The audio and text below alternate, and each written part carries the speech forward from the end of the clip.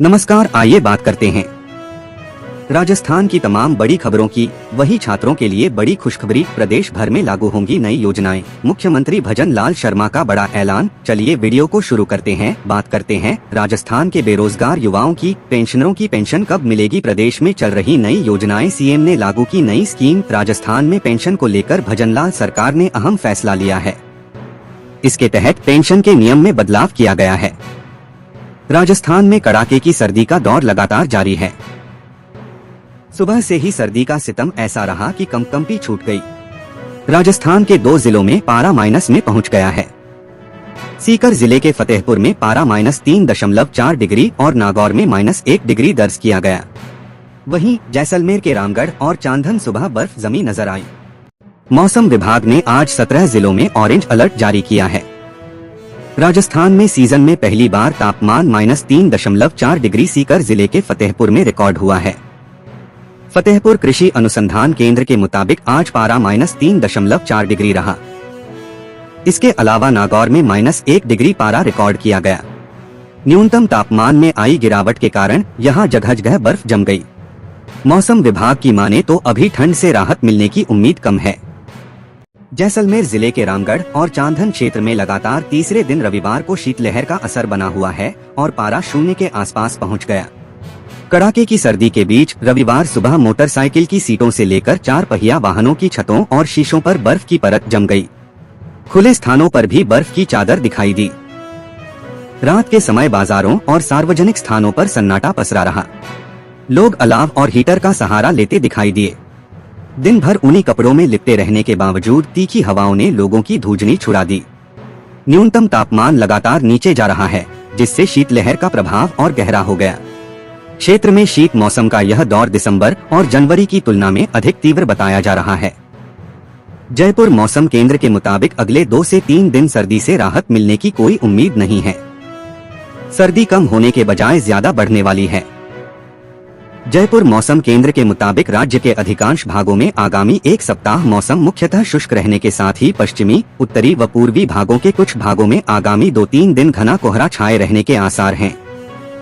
उत्तरी भागों में आगामी 2-3 दिनों में न्यूनतम तापमान में 2 डिग्री तक की गिरावट होने और कहीं कहीं शीतलहर चलने की संभावना है। शेखावाटी के अलावा जयपुर, भरतपुर संभाग में शीतलहर का प्रकोप रहेगा। केंद्रीय गृह मंत्री अमित शाह का जयपुर दौरा भाजपा संगठन और राज्य सरकार दोनों के लिहाज से खास रहा। दोपहर के कार्यक्रम में जहां उन्होंने सरकार के कामकाज पर संतोष जताया, वहीं शाम को मुख्यमंत्री निवास पर प्रदेश के प्रमुख नेताओं से मुलाकात कर राजनीतिक हालात की नब्ज टटोली। पुलिस अकादमी में हुए कार्यक्रम के बाद अमित शाह करीब 3.5 घंटे मुख्यमंत्री आवास पर रहे। इस दौरान सभी नेताओं के साथ सामूहिक मंथन हुआ, जबकि मुख्यमंत्री भजनलाल शर्मा और अमित शाह के बीच करीब 1 घंटे अलग से चर्चा हुई। निर्धारित कार्यक्रम में बदलाव करते हुए अमित शाह पुलिस अकादमी से सीधे मुख्यमंत्री आवास पहुंचे। यहां करीब 1.5 घंटे चली बैठकों में उन्होंने SIR, आगामी पंचायत और निकाय चुनावों के साथ ही विभिन्न राज्यों में प्रस्तावित चुनावों में मारवाड़ी वोटर्स की भूमिका को लेकर फीडबैक लिया। उच्च पदस्थ सूत्रों के अनुसार इस दौरान मुख्यमंत्री भजनलाल शर्मा, उप मुख्यमंत्री प्रेमचंद बैरवा, राज्यवर्धन राठौड़, मदन दिलावर, हीरालाल नागर, मंजू बाघमार, झाबर सिंह खर्रा, वित्त आयोग अध्यक्ष अरुण चतुर्वेदी और पूर्व नेता प्रतिपक्ष राजेंद्र राठौड़ सहित कई नेताओं से चर्चा हुई। सूत्रों के मुताबिक अमित शाह ने सरकार को बेहतर ढंग से काम करने का संदेश दिया। इस दौरान केंद्रीय मंत्री पीयूष गोयल भी मुख्यमंत्री आवास पर मौजूद रहे। अमित शाह और पीयूष गोयल यहीं से सोमनाथ स्वाभिमान पर्व को लेकर एक वीडियो कॉन्फ्रेंस में जुड़े। रात 8 बजे के बाद दोनों रवाना हुए। पीयूष गोयल मुंबई और अमित शाह तिरुवनंतपुरम के लिए रवाना हुए। अमित शाह के इस फीडबैक कार्यक्रम से प्रदेश में लंबे समय से लंबित राजनीतिक नियुक्तियों और मंत्रियों के रिक्त पदों को भरने को लेकर मंत्रिमंडल फेरबदल की अटकलों को भी बल मिला है।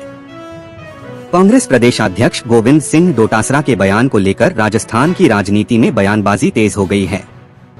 बीजेपी ने इस पर जोरदार पलटवार किया है। कांग्रेस प्रदेशाध्यक्ष गोविंद सिंह डोटासरा द्वारा बीजेपी कार्यकर्ताओं को भिखारी करार देने वाले बयान पर बीजेपी ने जोरदार पलटवार किया है। बीजेपी विधायक बालमुकुंदाचार्य ने इसे कांग्रेस की परिवारवादी सोच और संस्कारों का परिचायक बताते हुए कड़ी निंदा की। उन्होंने कहा कि बीजेपी कार्यकर्ताओं के लिए इस तरह की भाषा का इस्तेमाल करना बेहद शर्मनाक है और कांग्रेस को इस पर आत्मचिंतन करना चाहिए। बीजेपी विधायक बालमुकुंदाचार्य ने कांग्रेस पर परिवारवाद का आरोप लगाते हुए कहा कि कांग्रेस आज मम्मी, बेटा, जीजी और जीजाजी तक ही सिमट कर रह गई है। राहुल गांधी, सोनिया गांधी और प्रियंका गांधी के इर्द गिर्द घूमती कांग्रेस में जमीनी कार्यकर्ताओं का कोई सम्मान नहीं है। उन्होंने कहा कि गोविंद सिंह डोटासरा खुद परिवारवादी कांग्रेस के प्रतीक बन चुके हैं। बालमुकुंदाचार्य ने आगे कहा कि बीजेपी कार्यकर्ता देश, संस्कृति और मातृभूमि की रक्षा के लिए समर्पित हैं। वे सेवा भाव से काम करते हैं। मैं खुद पहले कार्यकर्ता हूं, पद बाद में आता है। उन्होंने डोटासरा के भिखारी वाले शब्दों की कड़ी निंदा की और कहा कि बीजेपी कार्यकर्ताओं को ऐसे शब्द कहना बड़े शर्म की बात है। वे सम्मान के अधिकारी हैं। कांग्रेस की यह भाषा शर्मनाक है। बालमुकुंदाचार्य ने कांग्रेस की परंपरा पर सवाल उठाते हुए कहा कि कांग्रेस में परिवारवाद हावी है, जबकि बीजेपी में कार्यकर्ता सर्वोपरि हैं। उन्होंने स्पष्ट किया कि बीजेपी अपने कार्यकर्ताओं के सम्मान से कोई समझौता नहीं करेगी। उन्होंने कहा कि इस तरह के बयान न केवल राजनीतिक मर्यादाओं के खिलाफ हैं, बल्कि लोकतंत्र में कार्यकर्ताओं के योगदान का भी अपमान है। यह बयान कांग्रेस की मानसिकता को उजागर करता है। उन्होंने कहा कि डोटासरा का बयान बीजेपी संगठन पर हमला था, जबकि बीजेपी ने इसे कार्यकर्ताओं के अपमान के रूप में लिया है। दोनों पार्टियां अब एक दूसरे पर तंज कस रही हैं। उन्होंने गोविंद सिंह डोटासरा को आत्मचिंतन करने की हिदायत दी और कांग्रेस पार्टी को दो टूक कहा कि उन्हें अपने संस्कारों और भाषा पर पुनर्विचार करना चाहिए, क्योंकि बीजेपी कार्यकर्ता देश और समाज की सेवा में लगातार जुटे हुए हैं। वागड़ के दिग्गज नेता महेंद्रजीत सिंह मालवीय जल्द ही भाजपा छोड़कर फिर से कांग्रेस में लौटने जा रहे हैं। मालवीय ने हाल ही में कांग्रेस के प्रदेश प्रभारी सुखजिंदर सिंह रंधावा, प्रदेश अध्यक्ष गोविंद सिंह डोटासरा और नेता प्रतिपक्ष टीकाराम जूली से मुलाकात कर घर वापसी की इच्छा जताई है। मालवीय विधानसभा चुनाव में बागीदौरा सीट से कांग्रेस के टिकट पर विधायक बने थे। चुनाव जीतने के कुछ महीने बाद उन्होंने विधायक पद से इस्तीफा देकर भाजपा ज्वाइन कर ली थी। भाजपा ने उन्हें लोकसभा चुनाव में डूंगरपुर बांसवाड़ा सीट से प्रत्याशी बनाया, लेकिन वे बीएपी नेता राजकुमार रोत से चुनाव हार गए। लोकसभा चुनाव के बाद से वे राजनीतिक रूप से सक्रिय नहीं थे और अब 2 साल के भीतर ही पुनः कांग्रेस में शामिल होने की तैयारी में हैं। मालवीय ने कांग्रेस नेताओं से मुलाकात के दौरान कहा कि वागड़ और आदिवासी क्षेत्र में जनता कांग्रेस को स्वीकार करती है और क्षेत्र के कार्यकर्ता भी कांग्रेस के साथ सहज महसूस करते हैं। उन्होंने भाजपा पर निशाना साधते हुए कहा कि डबल इंजन की बात की गई थी, लेकिन पार्टी रास नहीं आई। भाजपा सरकार को कटघरे में खड़ा करते हुए मालवीय ने कहा कि सत्ता में रहते हुए भी वे जनता के काम नहीं करा पा रहे थे। गरीबों की सुनवाई नहीं हो रही और किसानों को खाद तक उपलब्ध नहीं है। उन्होंने बताया कि कई बार मुख्यमंत्री और प्रदेशाध्यक्ष को पत्र लिखने के बावजूद समस्याओं का समाधान नहीं हुआ। कांग्रेस में वापसी की घोषणा के दौरान बांसवाड़ा क्षेत्र के तीनों कांग्रेस विधायक नानालाल निनामा, अर्जुन बामनिया और रमिला खड़िया भी मौजूद रहे। इधर प्रदेश कांग्रेस अध्यक्ष गोविंद सिंह डोटासरा ने पुष्टि की कि उन्हें मालवीय का पत्र प्राप्त हुआ है, जिसमें उन्होंने कांग्रेस छोड़ना ऐतिहासिक भूल बताया है। मालवीय ने लिखा है कि कांग्रेस ने हमेशा मान सम्मान दिया, जबकि भाजपा में उनका दम घुट रहा था और वे वहां एक क्षण भी नहीं रहना चाहते। डोटासरा ने कहा कि मामला अनुशासन समिति के समक्ष जाएगा और रिपोर्ट के बाद प्रदेश प्रभारी के जरिए आलाकमान निर्णय करेगा। राजस्थान में 15 अप्रैल से पहले प्रस्तावित पंचायत चुनावों को लेकर राज्य निर्वाचन आयोग ने तैयारियां तेज कर दी हैं।